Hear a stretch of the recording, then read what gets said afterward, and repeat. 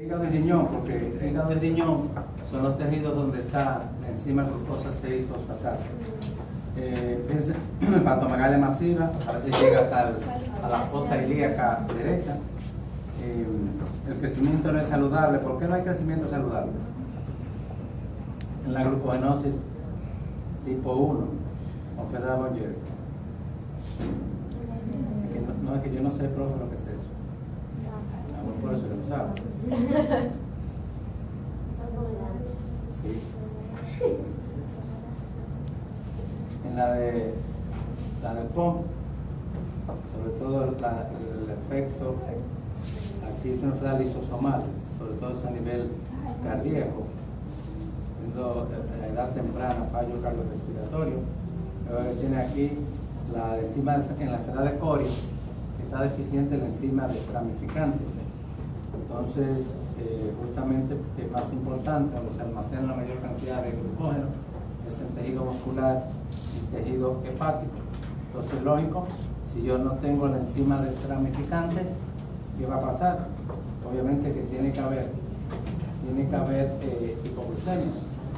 Pero dice que aquí este tiene un glucógeno que es anormal, un glucógeno que queda podado. En la enfermedad de Boyer el glucógeno es normal, pero aquí en la enfermedad de Cori, el glucogenosis tipo 3, dice se encuentra el hígado aumentado y hay ramas externas cortas, ¿se acuerdan? O sea, las ramificaciones del glucógeno que son hidrolizadas por la amilo 1,6 glucosidasa, que es la misma enzima desramificante, entonces va a producir, fíjense, luego tenemos McArdle, que es otra importante. Aquí lo que está en McArdle, lo que está deficiente es la fosforilasa. ¿Para qué sirve la fosforilasa? La primera enzima que comienza la glucogenólisis, comienza a remover a fosfatazos limpios, residuos de glucosa como glucosa 1-fosfato. Obviamente que ese paciente, si le falta esto, tiene que salir hipoglucemia. Imagínense, si yo no puedo, la enzima podadora, esa es la fosforilasa, si no puedo podar el glucógeno, no voy a tener glucosa libre, porque no voy a tener ni siquiera la glucosa que une cada ramificación a la cadena principal. Entonces, usted dirá, bueno, ¿y cómo viven esas personas? Lo que pasa es que esos genes tienen diferente nivel de penetrancia. La mutación no es absoluta 100%, porque si estuviera mutada por completo, eso sería incompatible con la vida. Fíjense que aquí habla, obviamente el glucógeno es normal. ¿Por qué? Porque no se puede hidrolizar. Obviamente, y entonces este afecta, lo que pasa es que el problema principalmente es el músculo. Disculpen, es el músculo. El problema no es, disculpen, el músculo es el problema, no el hígado. Entonces el paciente no va a desarrollar hipoglucemia. Como está en el músculo, entonces el problema va a ser cuando yo demando el glucógeno muscular en la actividad física. Por eso hay fatiga, decaimiento, resistencia al ejercicio. ¿Verdad? Y lo puedes recordar, McArdle, la M, ¿lo recuerdan con qué? Con músculo. McArdle, que es la glucogenosis tipo 5. Aquí está hablando ahorita, la fosfofructoquinasa. Esa fosfofructoquinasa es una enzima a nivel muscular, por supuesto. La fosfofructoquinasa es una enzima de la glucólisis, la principal enzima reguladora.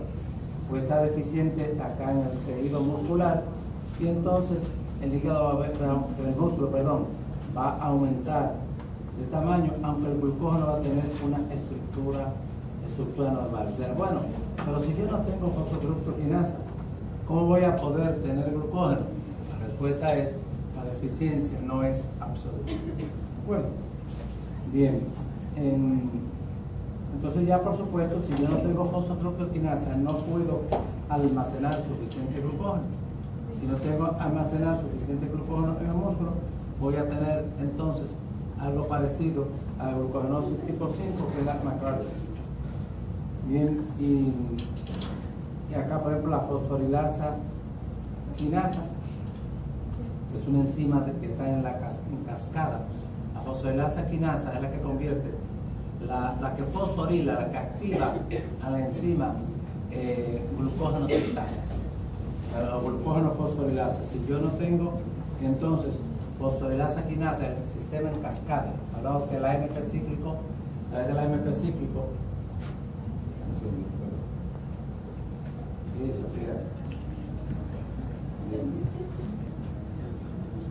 Perfecto, muy bien.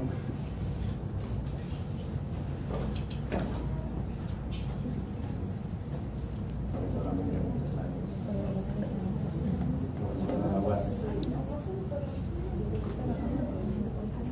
Y entonces uno tiene que analizar, si usted conoce, o sea, usted no puede interpretar esto si no conoce la sencilla.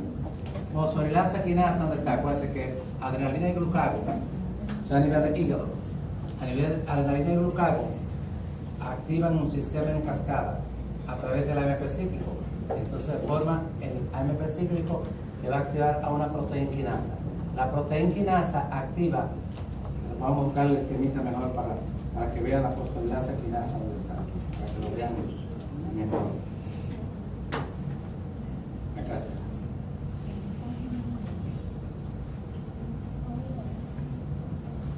Miren la fosforilasa quinasa, la penúltima fosforilasa quinasa se activa. Entonces, sí, cuando yo estoy en estrés, oh Dios, qué locura, qué irracionalidad, insulina, es una aberración perversa. ¿Cómo decir que la insulina es una glucogenolítica? No, yo no sé de quién fue que se le ocurrió que quiten eso, tan caro. Entonces, cuando yo demando el hígado en el ayuno a partir de las 2 horas de ayuno o en el estrés, glucógeno hepático es el principal sistema en cascada que va a dar como resultado la activación de muchas moléculas de fosforilasa hepática A.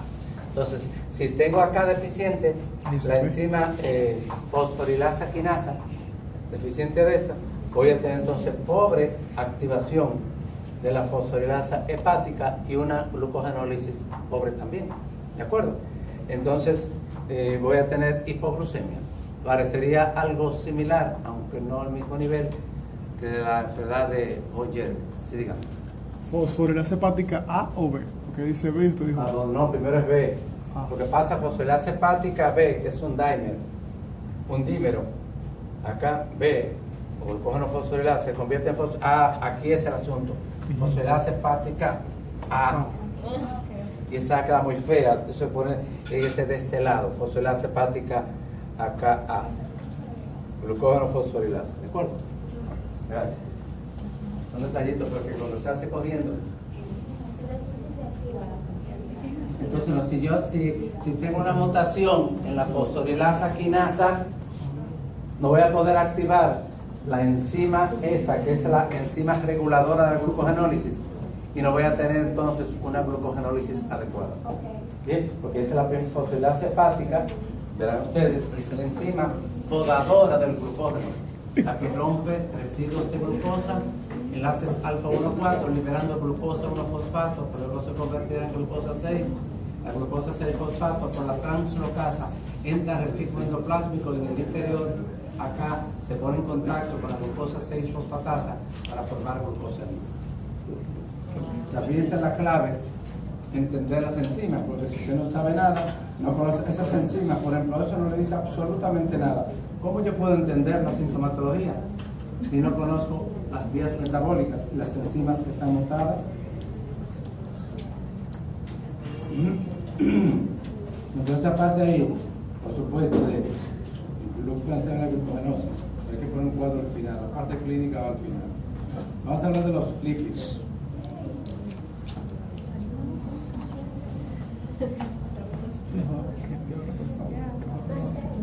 Vamos a ver la pregunta 27, está fácil. Pregunta 27.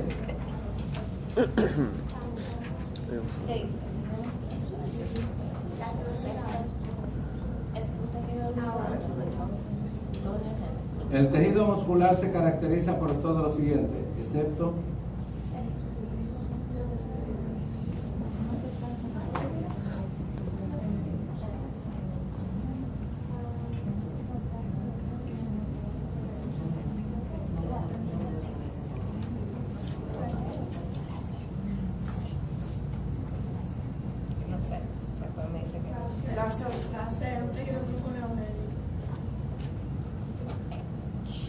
que está muy boba.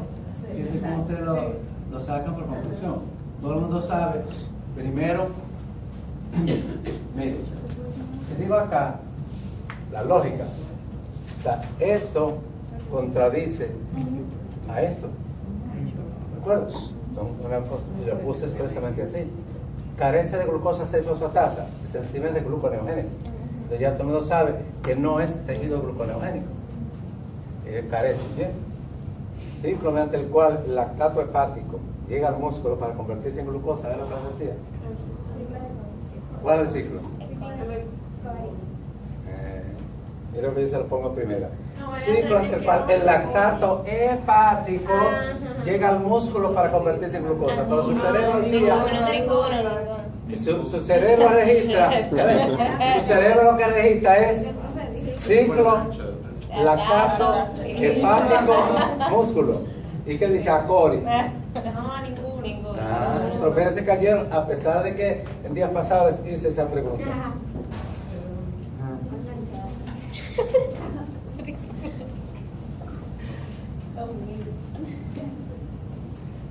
A 26, ¿qué dice? No, a 26.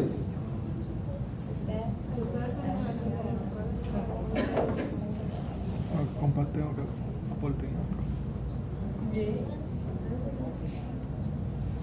No, aquí, este es un error. Tienen que buscar esa pregunta. No, desayuna no. Es. Déjame ver. Así está bien.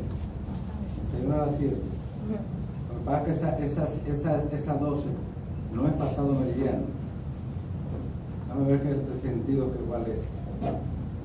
Y desayuna a las 7 de la mañana. ¿Cuál será la fuente de glucosa? Que yo al final te había puesto si cena.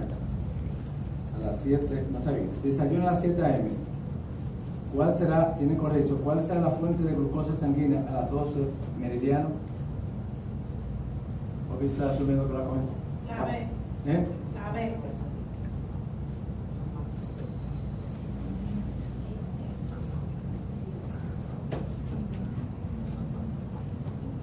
¿La B? Sí. ¿Por qué? Sí. Why? Ustedes saben, Porque después de- número 1. Número 2, desayunó a las 7. Ajá. Ok, entonces, bueno, aquí la consigue porque no va a ser tan fácil.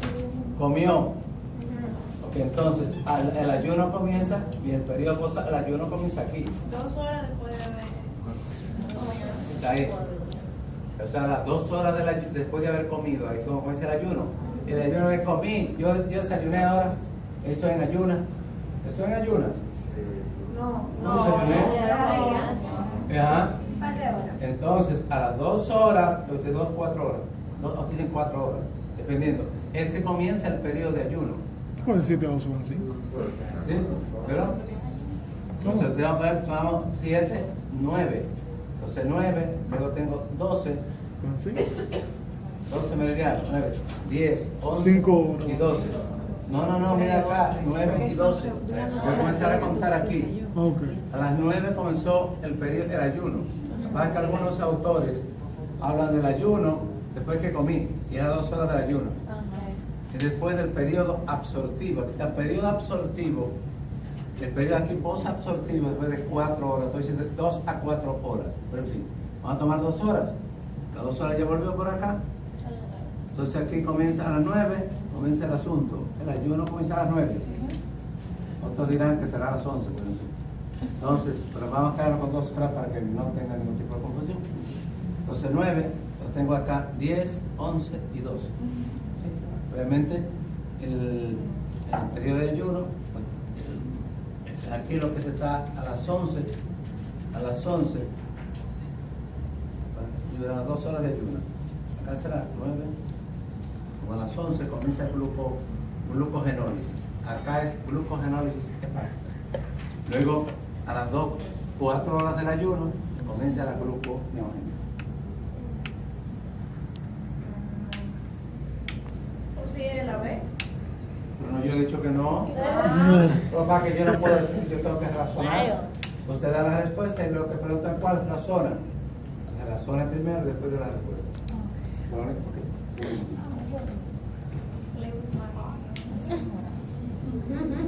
Follow por el tuyo, ¿no? ¿Sí? Julio, sí, sí, Eso tienen que saber. pero también Mire. tiene mucho. Ay, Miren aquí cerca. 41. Una mujer embarazada acude a consulta externa y decide tener, dice, dice tener intolerancia a la lactosa. ¿No? Se presenta a un paciente con una infección bacteriana. Se descubre que la bacteria produce una endotoxina que inhibe la fosfenol piruvato carboxiquinasa. Bien, que nadie sabe qué es esa enzima, a menos que no tenga buena memoria. Si tiene buena memoria, si se acuerda, si tiene buena memoria, puede ser claro. Se esperaría que el paciente tenga poca glucosa producida por cuál de las siguientes precursores. Ya le dio la dato aquí. Se esperaría que el paciente tenga poca glucosa producida por cuál de los siguientes precursores gluconeogénicos. Entonces ya le dieron esa enzima, pertenece a la gluconeogénesis. Es fácil explicar por cuál de los precursores gluconeogénicos. ¿Dónde está esa enzima? Esa enzima está en el primer mecanismo de rodeo, el que va a convertir el piruvato en fosfenol piruvato. Por eso que el piruvato entre la mitocondria se convierte por la piruvato carboxilasa en oxalacetato, luego oxalacetato se convierte en malato, malato sale de la mitocondria y la mitocondria del oxalacetato se convierte en fosfenol piruvato. Bien, entonces eso es la reversa de glucólisis. Vamos a ver, puede ser, no sé qué respuesta dice ahí, pero yo siempre siempre me examinaba, yo tapaba las respuestas, y escribía al ladito. Yo pensaba, así no me confundía. Una cosa, me tapo ahí y pienso, será esto por acá. Entonces, así el esquemita mental. Así voy a hacer aquí. Lo tengo acá, yo tengo que lactato, puede ser piruvato, puede ser alanina. Eso metabolito, ¿qué es lo que pregunta por ustedes? ¿Qué dice ahí? Pues yo tengo otro debajo de la mano. Sí. Alanina, ¿qué dice alanina? Me pareció. Alanina. Porque yo sé que es reversa de glucólisis y sé que la alanina en gluconeogénesis, cuando tengo alanina, se convierte en pirúvico, libero vía de los alfa-cetonas, libero amoníaco y a través de pirúvicos, y aquí está entonces en el primer mecanismo de rodeo. Aquí es donde está la enzima fosfenol piruvato carboxiquinasa. ¿Sí? Entonces no hay problema para yo formar glucosa a partir de glicerol, porque el glicerol entra por acá. ¿De acuerdo? No hay problema para formar glucosa a partir de aspartico, porque aspartico da oxalacetato, malato da glucosa. No hay problema para formar glucosa a partir de glutámico, porque el glutámico da intermediario el ciclo de Krebs y el problema está antes a nivel del piruvato. Bien, ¿vale?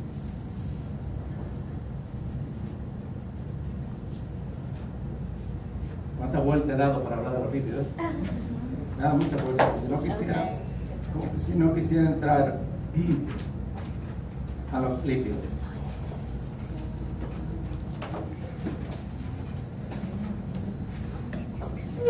Bueno, recordando las generalidades de los lípidos, los compuestos heterogéneos que se caracterizan por ser insolubles en agua, pero solubles en disolventes orgánicos. Y además los lípidos tienen muchas funciones. Cuando usted piensa en lípido, piensa en sabor o palatabilidad, gusto de los alimentos. ¿Y a qué creen ustedes que se debe esa seguidilla que le da a uno cuando come unas galletitas famosas que han ido al Cibao, de Turey, que venden Turey? Le da un paquetito y usted manejando, dame una, dame otra, y con wow, el sabor, la manteca de cerdo es la que le da ese sabor. Y ahí entonces, placeres, la grasa es uno de los placeres que matan. sí. Tenemos azúcar, tenemos sal, tenemos grasa. Pero resulta que, ¿cuál será más perverso? ¿La sal o el azúcar? ¿La sal, azúcar o grasa?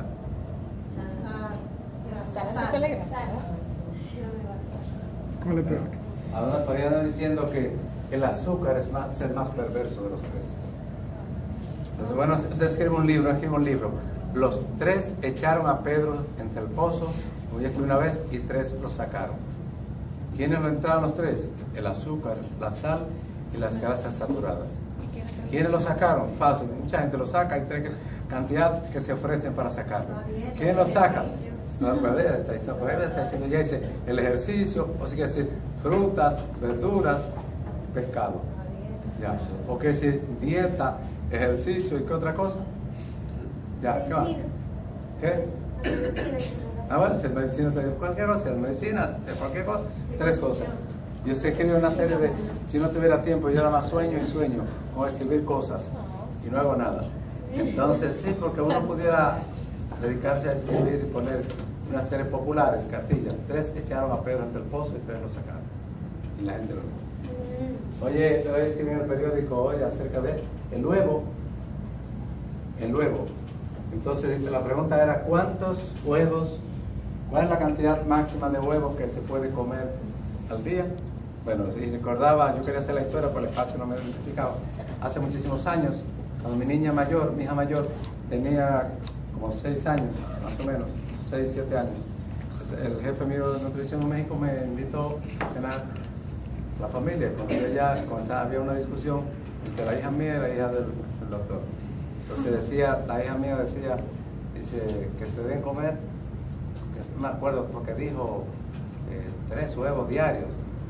3 huevos diarios se pueden comer, está bien. Y la hija del doctor dice, no, 3 no, son 10 o 15 huevos. Y yo me causó tanta risa. Ese relato a los niños discutiendo cuántos huevos se pueden comer al día. Entonces, hay déjenme mostrarles algo, pero parece que yo no quiero entrar líquido. Vamos a mostrarle acá